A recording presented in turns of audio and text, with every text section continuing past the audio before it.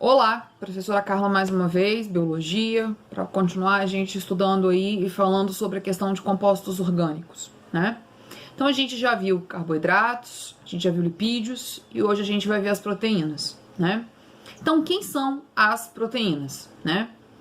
As proteínas são formadas por aminoácidos e é um composto orgânico que a gente tem bastante no corpo dos seres vivos e que tem uma série aí de funções, né, enormes.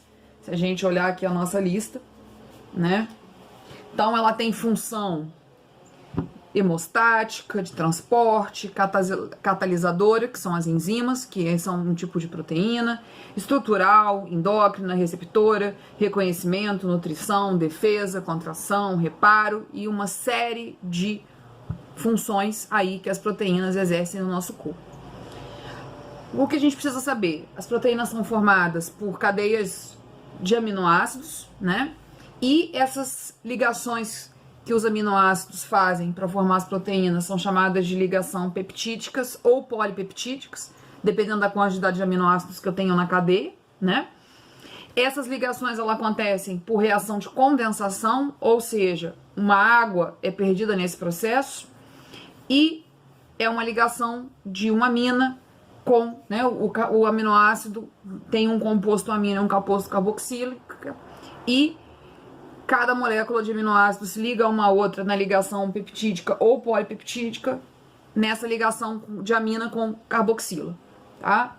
As proteínas têm uma grande variedade de tamanho e função. Eu posso ter proteínas pequenas a proteínas gigantescas e com variadas funções, como a gente viu, e o que vai diferenciar de ter uma função e o tamanho vai ser a sequência dos aminoácidos, né? Então, a sequência de aminoácidos nas proteínas que vai diferenciar a função que ela tem aí no corpo do ser vivo. E continuando falando um pouco de proteína, é importante a gente voltar nos aminoácidos, né? Falar um pouco de aminoácidos. Então, voltar lá nas coisas que a gente viu algum momento em química orgânica, né?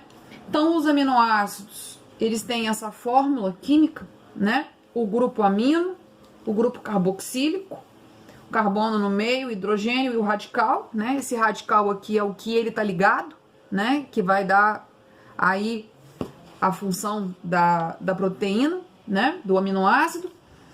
E o aminoácido ele é formado por ácidos e bases, né? Então o grupo amino e o grupo carboxílico aqui, o grupo amino é o ácido, o grupo carboxílico é a base, né? E isso que faz os aminoácidos se ligarem uns aos outros e surgirem as moléculas de proteína. Funções do aminoácido, né? Ele é um mediador químico, ele é um precursor na formação de substâncias, ele é também chamado tampão, né? Que é a questão da manutenção do pH, então é uma importante substância na manutenção do pH. E outras propriedades, como o caso da fenilalanina, que tem um sabor doce e que é usado para fabricação de certos adoçantes.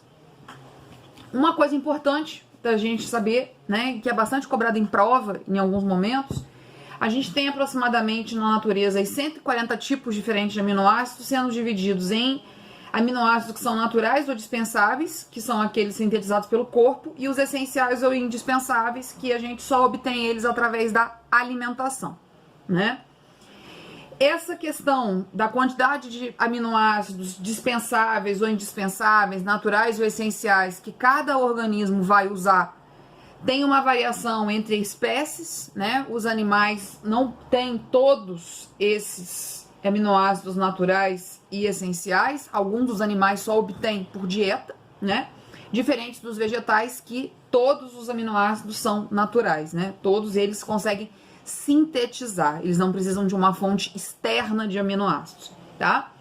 Nos humanos aí a gente tem em média, a gente tem 12 aminoácidos que são naturais, ou seja, o nosso corpinho produz, sintetiza, e 8 são essenciais que a gente precisa obter da alimentação. Principalmente aquelas proteínas ligadas à vitamina B12, né? As vitaminas também é um tipo de proteína.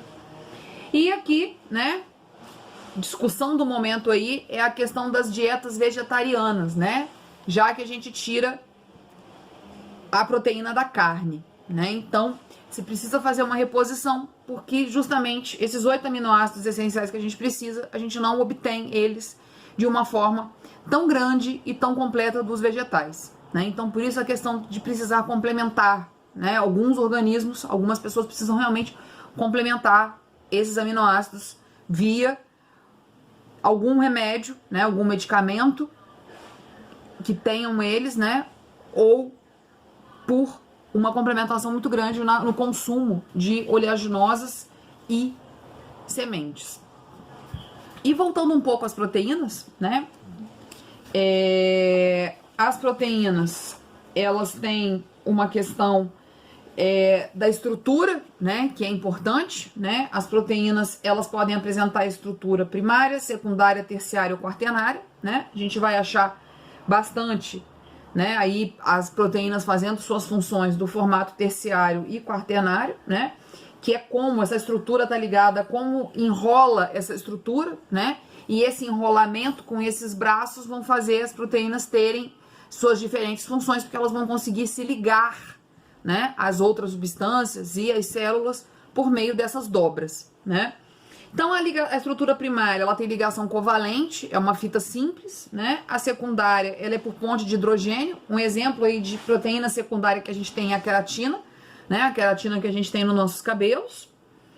A terciária, por ligações variadas, a gente pode olhar lá na nossa apostila, tem 4 ou 5 tipos de ligações que a estrutura terciária faz para se manter naquele novelamento todo. E a quaternária também, ligações variadas, e a estrutura quaternária a gente pode entender como 2 ou mais cadeias polipeptídicas juntas e enoveladas, tá? Em relação a isso também, as proteínas elas podem ser globulares ou fibrosas, né? Então, as proteínas globulares também podem ser chamadas de enoveladas, ou seja, elas estão um novelo de lã, né? Como um novelo, emboladas, né? E elas têm interação com a água, são solúveis na água, e um exemplo de proteínas globulares que a gente tem no nosso corpo são as histonas, lá que formam os cromossomos, que derivam do DNA e se condensam e formam os cromossomos, e a hemoglobina, que é a proteína que a gente tem aí na corrente sanguínea, né? E comumente as proteínas globulares elas vão apresentar estrutura terciária e quaternária. Já as proteínas fibrosas, elas são longas, elas são insolúveis em água, e o exemplo que a gente tem é a queratina do cabelo, o colágeno da pele e a fibrina que a gente tem nos nossos vasos sanguíneos, né, que ajudam aí na cicatrização dos vasos sanguíneos. E as proteínas fibrosas vão ter estrutura secundária, né? E uma coisa importante a gente falar, por causa dessa estrutura, né, dessa forma que as proteínas se organizam, é a questão da desnaturação proteica, né? As proteínas são substâncias muito sensíveis a aumento de temperatura, mudança de pH e substâncias polares, e com isso, né, quando a proteína é colocada, né, em contato com isso aqui, ou exposta a essas condições, elas se desnaturam, né? E essa desnaturação leva à perda de função e perda de formato. E a proteína, com isso, perde a sua ação no corpo, né? E também eu tenho aí as proteínas que são chamadas de parciais. Então, em relação aí, fazendo um adendo sobre as proteínas parciais e integrais, né? Então, as proteínas parciais são aquelas que não possuem todos os aminoácidos essenciais ao ser humano, que são os vegetais, e as proteínas integrais são aquelas que apresentam todos os aminoácidos essenciais e são aí de origem animal. Então, pessoal, não deixem de ler as apostilas, fazer os exercícios e entrar em contato com o professor, tá?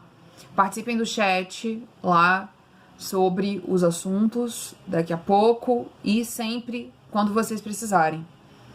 Vamos fazer mais 4 exercícios juntos, como a gente já fez de carboidratos e lipídios, pra gente poder fixar bem esse assunto. Combinado? Grande abraço.